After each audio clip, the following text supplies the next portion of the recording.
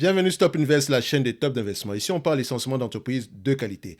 Avons-nous une opportunité d'investissement sur la société BIC? C'est la question à laquelle on va essayer de répondre en se basant sur les états financiers de la compagnie. Je rappelle que ceci représente uniquement mon point de vue et non un conseil d'investissement. Et comme d'habitude, je me réserve le droit de me tromper. Donc, BIC ici, on en a parlé il y a 10 mois. 10 mois, les amis, donc ça fait, je pense, si je me souviens bien, 10 mois ici, si on comptabilise, on était peut-être aux alentours ici du mois de... Excusez-moi. Enfin, c'est écrit quoi? De toute façon, le mois n'est pas important, mais je pense qu'on est aux alentours du mois d'avril, quelque part par là. D'accord? Si je ne me trompe pas. Enfin, bref, on en a parlé il y a 10 mois. On a fait une seule vidéo sur cette compagnie-là. Et quand on faisait cette vidéo, la compagnie ici, on s'est changé ici à 47 euros. Et je pense que d'ici, par rapport à l'évaluation qu'on avait prise ici, donc on était à un niveau de... j'avais une préférence pour le 77 euros l'action à 17 fois les bénéfices. À 15 fois les bénéfices, on était à 69 euros l'action. Et à 10 fois les bénéfices, on était à 48 euros l'action. Donc j'avais une préférence pour 17 fois les bénéfices. Donc, au fur et à mesure que le temps, bon, 10 mois plus tard, enfin, on va se dire que l'entreprise en date d'aujourd'hui, on est à 61, 62 euros. Donc, on a à peu près, si je ne me trompe pas, si on prend 62, pour ceux qui sont sur cette compagnie-ci à partir de la vidéo, on est à peu près aux alentours ici des 31%. Et on se pose la question à savoir, est-ce qu'on devrait continuer avec l'action? Est-ce qu'il y a une opportunité de, voilà, est-ce que l'action va continuer à croître, etc. Est-ce qu'elle a même eu de bons résultats financiers? Et à partir de ces résultats financiers-là, à quoi s'attendre à court terme ou à long terme? Ok, déjà, les résultats financiers de BIC, s'il vous plaît, il faut les lire. D'accord? Ne vous fiez pas uniquement aux états financiers. Parce que moi, je vais me limiter aux états financiers. Mais je sais une chose, vous devez donner vie aux revenus, à la croissance. Quand je dis donner vie, ça veut dire que on pose la question à savoir pourquoi est-ce que les revenus sont élevés? Pourquoi est-ce que les marges sont moins élevées? Pourquoi est-ce que les grosses margines sont moins élevées? Pourquoi est-ce que les bénéfices nets sont stables? Etc., etc. Donc la réponse à toutes ces questions que vous allez vous poser est dans ce document-ci. Enfin, une partie dans ce document-ci. Parce que quand on publie les résultats financiers, il y a la présentation, il y a des résultats financiers en eux-mêmes, d'accord? Et ensuite, il y a le conference call. Il faut écouter l'appel à conférence. Et je vous dis toujours ici qu'il y a je ne sais pas si comment on appelle ça? Dans l'application Quater, vous avez la possibilité ici de pouvoir avoir la compagnie qu'on appelle BIC. Et Quater, vous pouvez même leur demander d'ajouter BIC dans leur listing ici. Donc, vous pouvez le faire la demande ici, même si la société BIC ne se retrouve pas. OK? Donc, cette application-ci, ça me permet d'écouter les conférences calls. C'est en anglais. Donc, si vous investissez, vous n'avez pas le choix que d'apprendre au moins à écouter ou bien, enfin, à lire l'anglais. C'est très important. Sinon, même si vous investissez sur une compagnie qui est uniquement française, franchement, à un moment donné, plus la compagnie va grandir, plus il y aura tendance à uniquement faire des conférences en anglais. Surtout si la conférence est suivie par des analystes qui viennent d'autres pays. Et on va le faire en anglais. Donc, vous devez lire en anglais. Donc, d'accord, il n'y a pas d'excuse en fait. Vous n'avez pas d'excuse. Bref, on revient ici.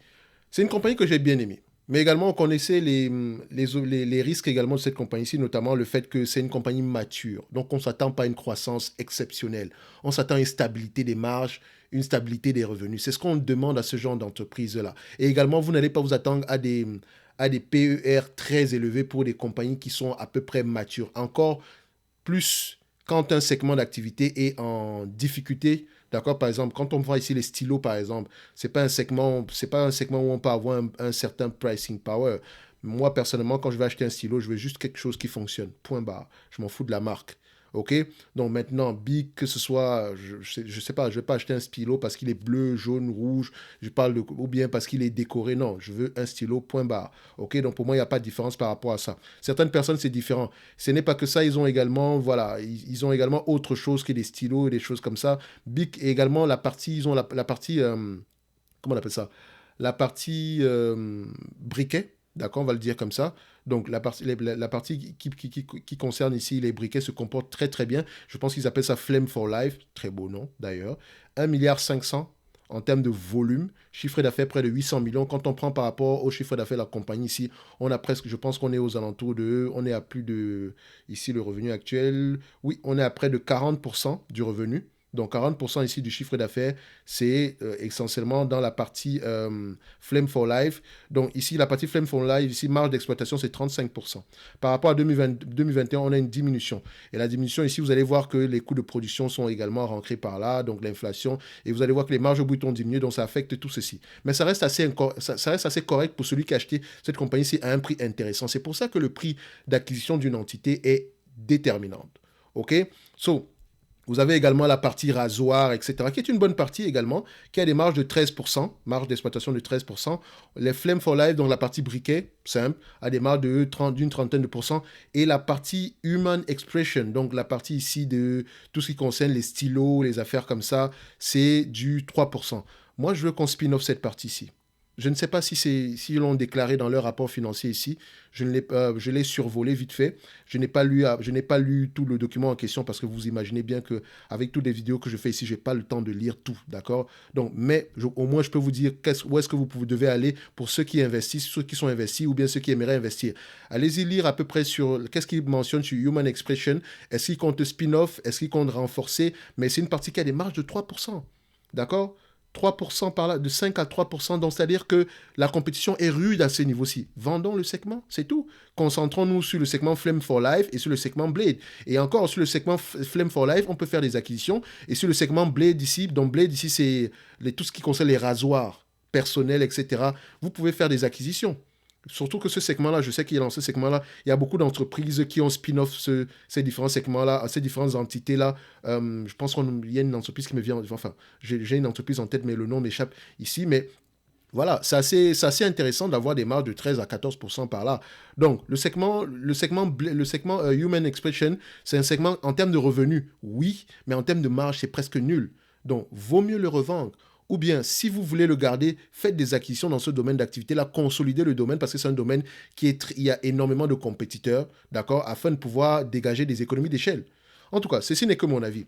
Maintenant, en termes de résultats, parce que moi, je vais lire cet article-ci. On va essayer de faire, ça résume un tout petit peu ce qui s'est passé ici. Après ça, on va aller au niveau de l'évaluation ici et on va déterminer est-ce qu'en date d'aujourd'hui, on a toujours quelque chose d'intéressant. OK? Le fabricant d'articles de papeterie, de briquets et de rasoirs, BIC, a indiqué mardi qu'il anticipait un ralentissement de sa croissance en 2023 après avoir bénéficié en 2022 du lancement de nombreux produits et d'un rebond de la consommation de ses principaux marchés. Pour l'exercice en cours, BIC prévoit une croissance de son chiffre d'affaires de 5 à 7% à taux de change constant et vise une amélioration de son résultat d'exploitation ajusté ainsi que de sa marge d'exploitation ajustée. Le fabricant entend également générer une trésorerie disponible supérieure à 200 millions d'euros après 203 millions d'euros en 2022. Donc, on va rester à peu près aux alentours de 200 millions d'euros aux alentours des free cash flow. C'est une bonne chose. Ça vous permet déjà de voir à peu près que ces free cash flow-là aux alentours de 200 millions sont stables. Je vous rappelle que sur la dernière vidéo qu'on a fait sur cette entreprise, sur l'entreprise, on était aux alentours de 180 millions d'euros. OK? Sur l'ensemble de l'exercice écoulé, le chiffre d'affaires de BIC s'est inscrit à 2,24 milliards d'euros en hausse de 13,8% à taux de change constant. Cette croissance est portée par l'ensemble des divisions et régions et a souligné BIC dans un communiqué. La croissance est portée par l'ensemble des divisions et des régions, c'est bien, mais cette croissance-là est due à quoi? Augmentation des prix, augmentation des volumes, acquisition, point d'interrogation. Voilà un sujet sur lequel il faut creuser. Donc, le résultat d'exploitation ajouté s'établit à 311 millions d'euros, dont 311,7 millions d'euros en progression de 11,4% sur un an. Il fait ressortir une marge de 14% contre 15,3% un an plus tôt. Cette baisse de la marge est liée à la hausse des dépenses de soutien à la marque et aux coûts liés aux acquisitions, tandis que les autres coûts, matières premières, transport, énergie, ont été plus que compensés par l'augmentation des volumes, les hausses de prix et les économies. Donc, c'est un mix de trois. Augmentation des volumes, hausse des prix et économie.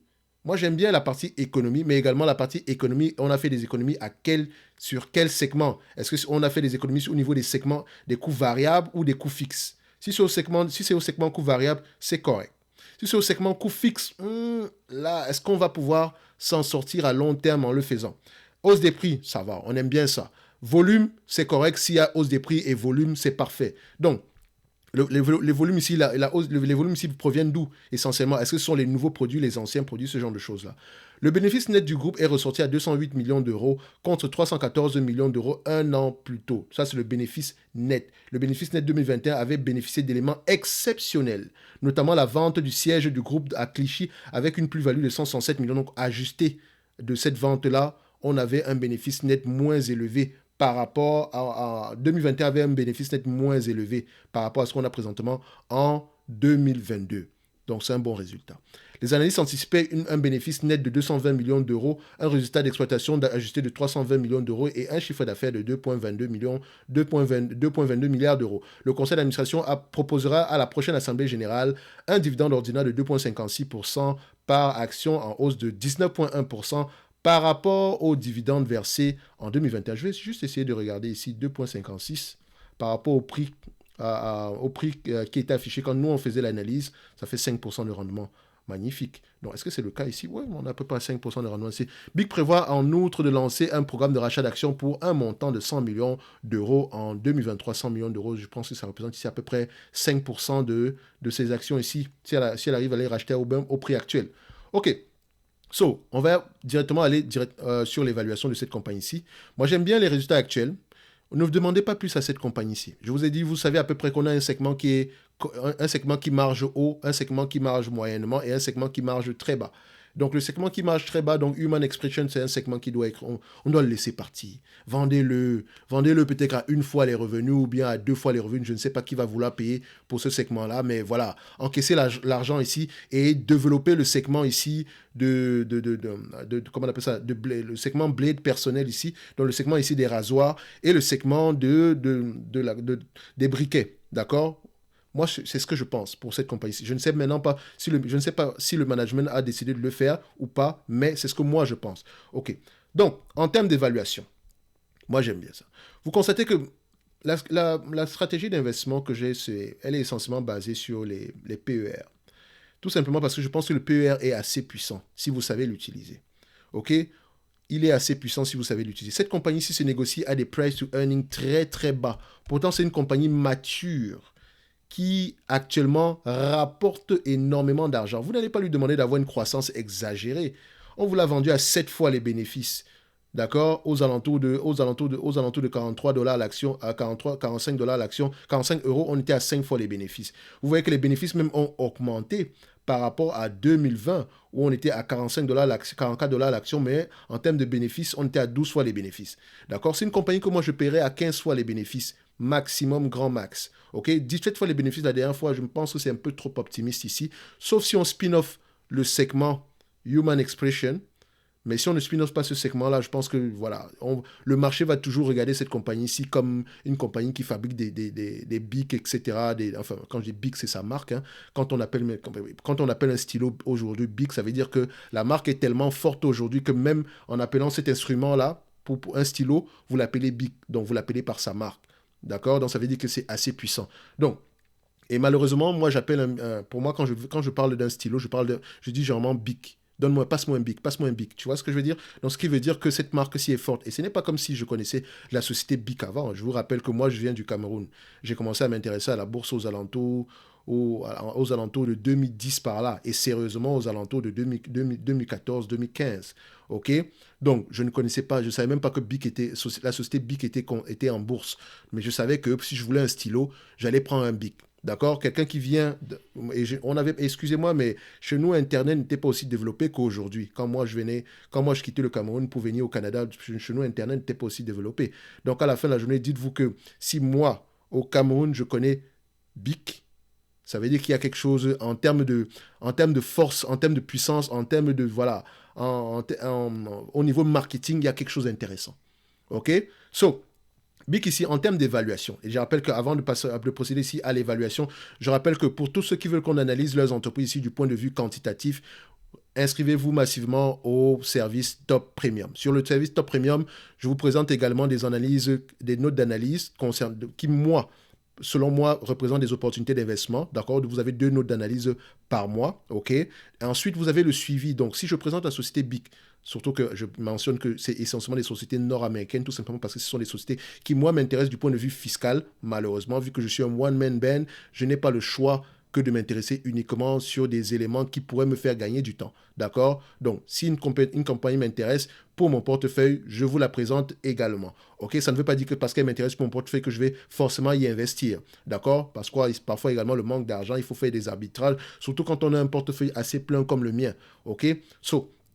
Les 2 entreprises que je présente généralement ce sont des notes d'analyse basées sur les rapports financiers ici, d'accord? Donc, on ne passe pas juste le temps sur la partie chiffres, mais également on regarde un tout petit peu la partie qualitative. Je vous ai dit que l'analyse fondamentale, c'est le quantitatif et le qualitatif. Le quantitatif présente les chiffres, le qualitatif fait parler les chiffres. Les 2 sont indissociables. Donc, même quand on parle de BIC ici en date d'aujourd'hui, ça ne veut pas dire que si on décide, si on se rend, même pas qu'on décide, si on se rend compte que du point de vue quantitatif, la société est sous-évaluée, vous devez lire les rapports financiers.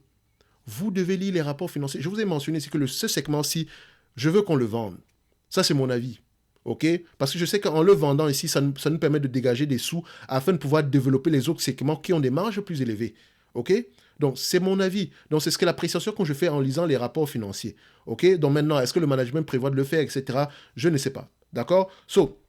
En supplément de ça, je présente des analyses sectorielles qui sont généralement gratuites dans le segment Top Premium. Donc, je rappelle qu'on a le service Top Premium et le service de la Top Newsletter. Donc, dans la Top Newsletter, vous recevez les analyses sectorielles, comme celle qu'on a fait dernièrement sur le secteur des banques, comme celle qu'on a fait sur le secteur des rates, comme celle qu'on a fait sur le secteur des semi-conducteurs. C'est avec une vue généralement du point de vue nord-américain, mais ça peut s'appliquer en Europe. On n'a pas besoin de se focaliser uniquement sur l'Europe pour avoir une idée générale. Comme je l'ai dit ici, si aux États-Unis, l'augmentation des taux d'intérêt va affecter les banques d'investissement et que les banques commerciales vont peut-être bien se comporter, ça veut dire qu'en Europe, ça sera forcément, il y a de grandes chances que ce soit la même chose. Ça ne sera pas si différent que ça. Vous voyez ce que je veux dire? Donc, au lieu de se focaliser sur les wagons, d'accord, on se focalise ici sur la tête. D'accord? Donc, c'est-à-dire que si on prend ici le train, imaginez que nous avons l'économie, c'est un train. Donc, on va prendre premièrement la tête du wagon ici. La première entité, ça sera les États-Unis pour le moment. Ensuite, on aura la Chine. D'accord? Donc, ce qui se passe aux États-Unis va forcément affecter l'Europe. Vous voyez ce que je veux dire? Donc, quand je dis forcément, ça ne veut pas dire que ça sera exactement le cas, mais il y a de grandes chances. Donc, c'est exactement ça que vous avez dans ces 2 éléments. Je ne vous promets aucun rendement dans le service Top Premium. Ici, mon but est généralement de vous apprendre à pêcher. Donc, quand je présente une entreprise, je vous donne mes arguments. Je vous encourage toujours à aller lire les rapports financiers. Et si vous avez des questions par rapport à ces différents éléments, ces rapports financiers, par exemple, il y a certaines personnes qui mentionnent que la dette est peut-être trop élevée. On discute sur la dette. Mon but n'est pas de vous convaincre, mais de vous aider à mieux appréhender l'appréciation de la dette. OK? Ça, c'est la partie publicité. On revient sur la vidéo ici. Maintenant, en termes d'évaluation, qu'est-ce qui va se passer? Vous me connaissez, vous savez que je suis toujours le même canevas. D'accord? Revenu, croissance des revenus, marge, dette, etc. Donc, ici, quand je prends, on va juste faire ça. Je viens là, on pose. Voilà. Revenu. OK? Voilà. Vous savez que je vais parler de BIC, Veralia, Kering et Ipsos. Maintenant, vous êtes au courant des entreprises sur lesquelles on va communiquer bientôt. Donc, voilà. On continue ici. En passant. BIC, Veralia, Kering, Ipsos. Allez, dites-moi en commentaire qu'est-ce qui pourrait être intéressant en premier lieu. OK? Donc, en termes de revenus, nous avons des revenus ici aux alentours de combien? Donc, nous avons eu des revenus ici. Nous avons des revenus ici en 2000, pour l'année 2000, pour l'année 2022 ici. On a eu des revenus aux alentours de 2 milliards 230 millions. OK? D'euros. Je mets 2,230. OK? Mais, comme d'habitude, j'aime souvent aller regarder, les analystes s'attendent à quoi en termes de marge. Et quand on regarde cette compagnie-ci, ce n'est pas une compagnie sur laquelle il y a la croissance n'est pas... Il n'y a pas de croissance en tant que tel, c'est un maintien. Sur les 10 dernières années, on a 1,104% de croissance. Sur les 5 dernières années, on a 1% de croissance. Sur les 3 dernières années, nous avons à peu près 4% de croissance. Donc, on a plus un maintien. Parce que quand je regarde la compagnie ici, sur les 10 dernières années, on est plus sur un maintien. OK? J'aime bien aller regarder également les marges brutes. Est-ce que les marges brutes sont stables ou croissantes? voyez ce que la marge brute est décroissante. Donc, la marge brute est décroissante, pourquoi? Si vous allez regarder dans les rapports financiers, on va vous parler ici, augmentation des coûts de production, même si on a augmenté les prix ici pour pouvoir atténuer ces coûts de production-là. D'accord? Peut-être également retard à la chaîne des logistiques ou bien baisse des volumes. En tout cas, je vous laisse aller découvrir le document en question qui va vous expliquer tout cela. OK? Donc, la marge brute ici, voilà, moi je constate qu'elle est moins élevée que ce qu'on a eu depuis au moins 2012. C'est important d'aller regarder pourquoi. Maintenant, la marge EBITDA. En termes de marge EBITDA ici, est-ce qu'on a quelque chose qui est assez stable? On a également une décroissance et la décroissance a commencé depuis 2015. C'est important de regarder est-ce que cette décroissance, elle est due à quoi et est-ce qu'elle va continuer? Maintenant, en termes de net margin, d'accord? Net margin ici, sur les 12 derniers mois, je vois ici que la marge nette est plutôt stable par rapport depuis 2019. OK? Avant ça, on avait une décroissance, d'accord? Jusqu'en 2020, donc on avait une décroissance de 2015 à 2020 et à partir de 2021 ici, on a eu quelque chose d'exceptionnel, mais qui n'est pas durable comme on l'a mentionné tantôt ici. Donc moi je vais prendre la moyenne des marges nettes ici, c'est ce qui m'intéresse. Donc j'aime souvent comparer les marges nettes ici, donc net income et les free cash flow pour voir si on parle le même langage, ok? Parce qu'à la fin de la journée, ce sont les free cash flow qui rentrent dans nos poches. Avant de continuer, je mentionne une chose. J'ai un de nos abonnés ici, Top Premium, qui m'a posé la question à savoir, ok Thierry, comment est-ce que tu fais pour avoir les mêmes graphiques, pour mettre les deux tableaux sur le même graphique? C'est simple, vous avez vu sur quoi j'ai cliqué, mais faites attention. Vous devez avoir d'abord premièrement ce label-ci apparaît, et en supplément de ça, si j'enlève ceci, vous n'allez rien voir. OK? Donc, il faut absolument que ceci soit activé. Boum. Et vous aurez cet espace-ci. Une fois que vous avez cet espace-ci, vous choisissez. Soit je fais descendre, soit je fais monter. Admettons que je fais descendre, j'aurai ceci. Admettons que je vais séparer, je fais ceci. OK? Donc, c'est exactement comme ça que vous pouvez faire remonter deux graphiques. Mais faites attention également, parce que ici, si ce sont deux graphiques qui ont à peu près des... Imaginez ici qu'on compare les volumes et le prix, vous allez voir qu'on aura deux graphiques différents. Mais si c'est le prix et le prix, on peut les mettre sur le même graphique en passant directement ici. Par exemple, si je veux comparer les net income et un pourcentage, par exemple, si je les mets sur le même graphique, ici, vous allez constater que j'aurai deux tableaux différents. OK? Deux tableaux différents. Est-ce que j'ai la possibilité de les mettre sur le même graphique ici? On va essayer de regarder. Est-ce que c'est possible? Si je mets on, non, c'est pas là. Non, je ne peux même pas les mettre sur le même graphique parce qu'ici, on parle de pourcentage et de l'autre côté, on parle ici de volume. OK? Donc, enfin, quand on parle de prix, donc en valeur absolue ici. OK? Donc, ce n'est pas deux choses qu'on pourrait mettre sur le même graphique. Mais si on a deux prix différents ici, par exemple, je prends ça, net income, free cash flow, je les mets sur le même graphique. Imaginez que je vais les séparer. D'accord? Je viens ici. OK? Attendez, je peux les séparer ici. Panel 1, non. Panel, c'est panel 4. OK. Donc, le panel 4, ici, chacun aura son prix. Donc, net income est là. Free cash flow est là. OK? Pour savoir, mais comment est-ce que je connais où est-ce que se trouve le panel 4? C'est ici. D'accord? C'est à ce niveau-ci. Vous allez voir que votre panel sera... C'est ici qu'il se décide. D'accord? Ça, c'est terminé pour la partie exemple. En termes de free cash flow et net income ici, on parle à peu près le même langage. OK? Je peux prendre ici la médiane. D'accord? Ici, ça, c'est pour les free cash flow. Et ça, c'est pour les net income. Parce que parfois, vous pouvez avoir des net income moins élevés que les free cash flow. Je les mets sur le même graphique. Je prends sur les 5 dernières années. Net income, free cash flow ici sont aux alentours de 200 millions par là. Sur les 5 dernières années. Sur les 3 dernières années, nous avons à peu près également 200 millions. Je ne cherche pas la précision. D'accord? Je pouvais prendre 216, 215. Voilà. On va faire simple. Hein. On va prendre ici, sur les 5 dernières années, nous avons combien? Nous avons 210 millions. Donc, je mets ici 210 millions en valeur absolue. OK? Ce n'est pas en pourcentage. D'accord? Voilà. Les PER de cette compagnie-ci, je ne paierai pas plus de 15 fois les bénéfices. Vous savez déjà comment on fait. On prend les price to earning ici, on regarde la médiane sur les 10, 5 dernières années et on se fait son propre avis. Vous voulez qu'on le fasse ici? OK, price. Ici, voilà. Et 12 derniers mois. Et je mets la médiane, pas la moyenne, la médiane. Je préfère la médiane.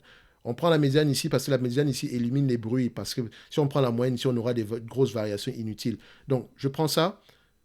Nous avons 17 fois les bénéfices depuis 1996. Sur les 20 dernières années, nous avons 16 fois les bénéfices. Sur les 10 dernières années, 17 fois les bénéfices. 5 dernières années, nous avons 13 fois les bénéfices. Pourquoi est-ce qu'on s'est négocié à 13 fois les bénéfices sur les 5 dernières années? Peut-être parce que l'entreprise était sous-évaluée pendant cette période-là. Mais attention, quand on regarde ici, nous avons à peu près 15 fois les bénéfices. Donc, c'est une compagnie ici qui peut s'échanger entre 15 et 17 fois les bénéfices. OK?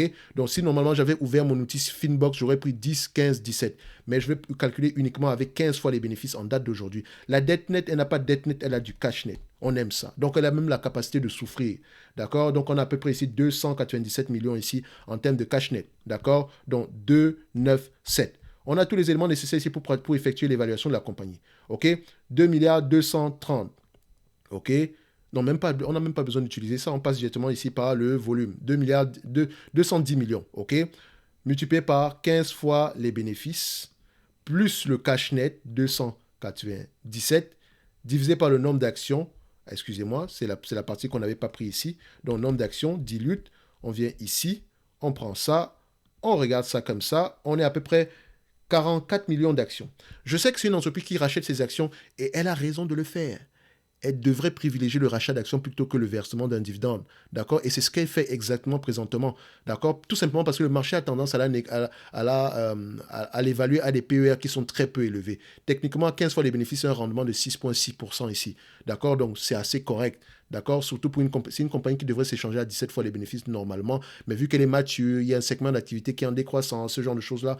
Bref, on prend 15 fois les bénéfices. Plus le cash net ici, divisé par le nombre d'actions à 44 millions. Je sais que vous voyez 43,97, mais moi j'arrondis. Ça fait 40, divisé par 44. On aurait une valorisation à 78 $ l'action. D'accord? X15 égale 78 € l'action. OK? Admettons maintenant que je prends la même entreprise à 10 fois les bénéfices. Vous savez que j'aime bien généralement regarder cette compagnie ici à 10 fois les bénéfices ici. D'accord? 10 fois les bénéfices, ça fait 2 milliards 100. 2 milliards 100 divisé par 44 $ l'action. Minimum sera aux alentours de 47. Donc, on est à 61 ici. Ça ne veut pas dire qu'on est surévalué ou quoi que ce soit. Non, non, non.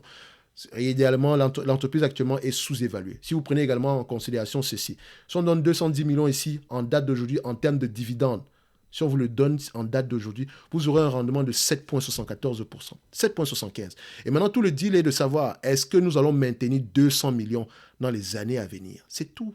C'est tout le deal. C'est tout ça qui est important. D'accord? Donc, vous devez vérifier ici que les analystes s'attendent à quoi? Quand je prends ici les net income à normaliser, disons en année N plus 3, on n'a même pas d'analystes qui sont sur le dossier en N plus 3. Disons N plus 2, on va regarder ici, N plus 2. Les analystes s'attendent à peu près à 200 millions par là. 254. Nous, on est à 210. Avant, on était à 186 et c'était déjà sous-évalué. Maintenant, on a 210 et c'est encore sous-évalué. Donc, ceci n'est que mon avis. Je constate qu'en date d'aujourd'hui, cette compagnie-ci est sous-évaluée. D'accord? Donc, le management doit racheter ses actions. Le dividende ici, il est safe. Pas besoin d'en parler. Il peut continuer à croire comme il veut. Mais voilà, on n'a pas de problème de dividende ici. Donc, j'espère qu'on va vendre le segment ici Human Expression. Ou bien, j'espère que, regardez dans les rapports financiers ou bien dans les conférences calls, qu'est-ce que le management dit par rapport à Human Expression. Moi, ici, de mon côté, je pense que nous avons une entreprise qui est toujours sous-évaluée. Aujourd'hui, quand même, je ne peux pas vous dire qu'on va monter jusqu'à 78 ou 75. Mais en date d'aujourd'hui, est-ce que s'il fallait acheter, je sais qu'en date d'aujourd'hui, pour cette compagnie, si je ne surpaye pas, si au moins on peut nous garantir un minimum de 15 fois les bénéfices, un minimum ici de 15 fois les bénéfices, excusez-moi, de 210 millions ici, au moins sur les 15 prochaines années. OK? Ceci n'est que mon avis. OK? Donc, je rappelle toujours que pour ceux qui veulent aller plus loin, la Top Newsletter et le service Top Premium, les liens sont dans la description de la vidéo ici. D'accord? C'est également un moyen pour vous de soutenir la chaîne. Et n'oubliez pas, si vous allez dans le service la Top Newsletter, qui est gratuit, vous avez un lien vers le Discord de la chaîne. Et dans la Top Newsletter, dans le service Top Premium, vous avez également un lien vers un autre Discord qui est uniquement réservé aux abonnés Top Premium. Et je rappelle que vous pouvez demander des analyses ici quantitatives comme celle qu'on a fait ici. Vous recevez également 2 notes d'analyse par mois, en plus de recevoir tout ce qu'on présente à tous les abonnés qui sont dans le service de la Top Newsletter qui, elle, est gratuite. OK? Donc, pour moi, ici, aujourd'hui, Société Bix reste une compagnie assez intéressante ici, mais on sait que, techniquement, on ne va pas attendre plus que 78, 75 $ l'action ici. Donc, si je devais me l'évaluer ici à 210 $, multiplié par 15 fois les bénéfices, divisé par le nombre d'actions à 44 $ ici, on n'aurait pas plus que 70 $ l'action. Donc, je sais que la valeur se situe aux alentours de entre 70 et 78 par là. Donc, en date d'aujourd'hui, voilà, on a un niveau, on ne surpaye pas. Et si on est là pour le dividende, etc., c'est un prix assez intéressant ici aujourd'hui parce que 100% de dividende représente ici 7% de rendement, 7,75% de rendement. Et on n'est pas à l'abri d'une certaine croissance dans les segments ici des rasoirs ainsi que dans le segment ici des briquets. Ceci n'est que mon avis, d'accord? On va se donner rendez-vous sur la prochaine vidéo et j'espère, dites-moi en commentaire ceux qui ont acheté cette compagnie aux alentours de 50 euros par là, etc. D'accord? C'est souvent bien également de parler de bonnes nouvelles. Si également quelqu'un l'a acheté plus haut que ça, mentionnez-nous également cela en commentaire. Ce n'est pas une façon de se moquer ou quoi que ce soit ici, mais c'est toujours intéressant de voir à peu près, voilà, de communiquer sur l'expérience des autres. Qu'est-ce que vous avez vu à cette période-là qui vous a induit en erreur ou bien qui n'était pas forcément, vous êtes basé sur quoi pour acheter cette compagnie-ci au-delà de 70 euros l'action. Bref, on va se donner rendez-vous sur la prochaine vidéo et d'ici là, portez-vous bien. Merci.